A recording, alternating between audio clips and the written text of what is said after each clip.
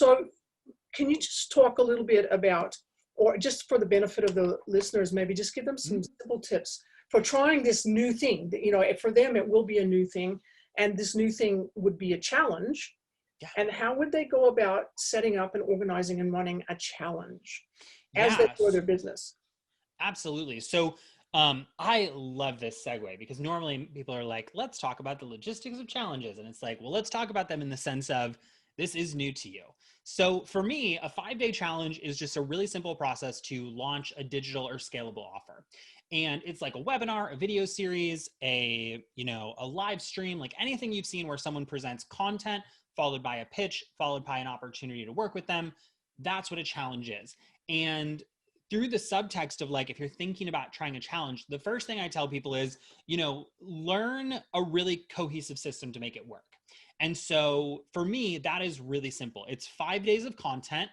The last day you pitch your product, and then you give 2 to 3 days to enroll in whatever the product is, whether that be one-on-one coaching, consulting, your digital course. And if you're going to try something new, this is such a great parallel to what you do, which is first things first, know your avatar. Know who your avatar is and get really clear on how you want to serve them. When we're talking about challenges, 5 days of content, 2 to 3 days of sales, biggest mistake I see people make is that they do something really broad. They do like the 5-day manifestation challenge, the 5-day oil painting challenge, the 5-day clean eating challenge. And that doesn't really speak to the core desires of your audience. What does speak to the core desires of your audience is what they ultimately want. So start thinking about what your audience really wants. So like a really specific example is we did a 5-day challenge on Facebook ads where we actually helped them build a sales funnel. So we did a 5-day sales funnel challenge. And some people were like, oh, are you going to sell a sales funnel course at the end? And we're like, well, no, because if you build a sales funnel over 5 days, you wouldn't need a course to build a sales funnel. You've just built one. But if you built a sales funnel over 5 days, which I'm sure you can appreciate this. That's what everybody in our industry is like. I just need a great sales funnel and then I'll be rich. Not true, by the way. But we did a challenge that ultimately spoke to what they wanted. They want a sales funnel. It's not my place to tell them a sales funnel is not good for their business. I could make an argument for it, but rather than try to be divisive and convincing and persuasive, I'm just like, okay, fine, here's a sales funnel, right? But at the end of day 5, if you have a sales funnel and you have a product, you're missing a key ingredient, and that's traffic. And so that's where my Facebook ads program, we had a course on Facebook ads, that's where that comes in. So for those of you who are thinking about doing a challenge for the first time, I want you to ask yourself 2 questions. What does my ideal customer want? What does my ideal customer need? And how do I show the gap between those 2 things?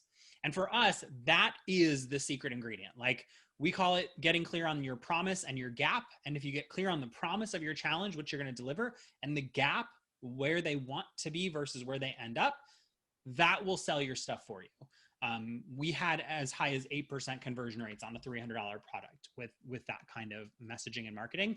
And I'm such an advocate for it because you're doing the marketing that other people won't, which is you're just giving people what they want. A lot of times as experts or gurus or influencers or however we want to identify ourselves, we think it's our job to create the message that makes the movement, right?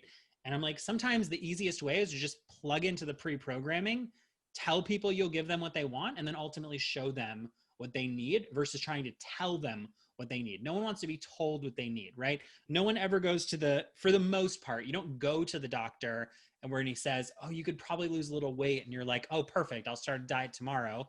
You usually have some sort of massive life event, or you have some sort of like come to Jesus moment where you're like, wow, I have to make these changes, right? That professional doctor who went to school for this, who's looking you in the face, telling you need to lose weight, does not get the same attention as when you experience something that shows you need that transformation in your life, right? And that's ultimately what we're modeling is if you have that expertise, just meet people where they are. And that's going to make a huge difference.